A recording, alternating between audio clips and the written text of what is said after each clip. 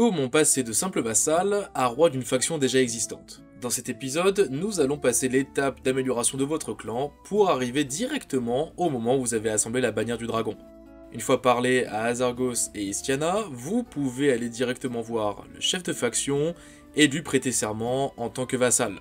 Si vous ne pouvez pas demander à être vassal directement, vous pouvez aussi très bien demander à être un simple mercenaire. Cela vous fera gagner de l'argent et gagner en réputation auprès des autres seigneurs. L'avantage en étant vassal est que vous pouvez récupérer directement des territoires. En effet, cela sera réparti au bon vouloir de votre seigneur, de manière équitable entre vous et les autres vassaux, mais aussi en fonction de celui qui aura participé le plus à la prise d'un siège. Une fois vassal et votre légitimité affirmée auprès de votre roi, vous allez enchaîner les batailles afin de gagner, monter en influence, pouvoir avoir un pouvoir de décision sur les choix du royaume et améliorer grandement vos relations auprès des autres seigneurs. Cette étape restera longtemps la même étant donné que le roi en place est toujours vivant. En effet, ne vous attendez pas à l'élection d'un roi plutôt classique étant donné que tant qu'il sera vivant, il restera au pouvoir. Les batailles s'enchaînent, la prise des forts également, mais aussi de grandes villes. Vous étendez votre territoire, obtenez de plus en plus de fiefs et affirmez votre autorité sur ce royaume. Et seulement à partir du moment où le roi de votre royaume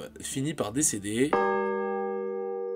des élections vont pouvoir commencer. À ce moment-là, deux solutions s'offrent à vous. Soit vous avez gagné assez d'influence et de mérite auprès des autres seigneurs pour être élu comme le nouveau roi de ce royaume, ou alors, quelqu'un de plus influent prendra votre place sans rechigner. En effet, ce siège de roi est très convoité par les autres vassaux, et rendra la tâche plus ou moins ardue en fonction des efforts que vous avez fournis par le passé. Si tout se passe bien, vous serez élu roi, et prendrez la tête d'un royaume.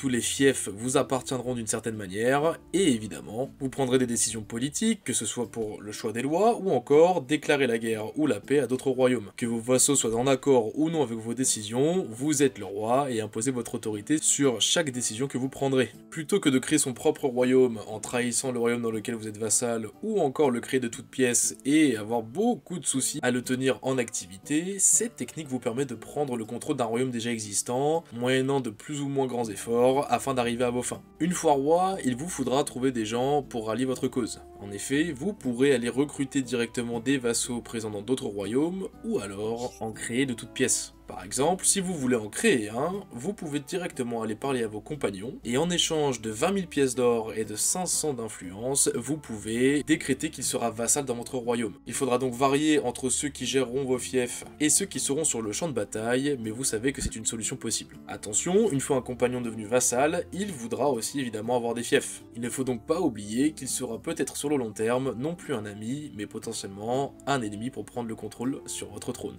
Enfin, pour conclure cette vidéo, j'aimerais parler d'un mode qui s'appelle Diplomatie. En effet, ce mode va vous permettre d'ajouter des choix dans la diplomatie avec les autres royaumes, notamment un qui va être de créer des alliances entre chaque faction, que ce soit des royaumes ou de simples clans, afin de déclarer une paix, une guerre ou tout simplement faire des propositions commerciales. Ce mode ajoute un aspect beaucoup plus complet à la diplomatie du jeu de base et vous permettra une immersion totale en tant que nouveau roi du royaume de Calradia. J'espère très sincèrement que cette vidéo vous aura plu et que vous aurez appris comment passer de vassal à roi sur une faction déjà existante. Je vous mets bien évidemment le mode en description et vous dis à très bientôt pour une nouvelle aventure. Allez, ciao!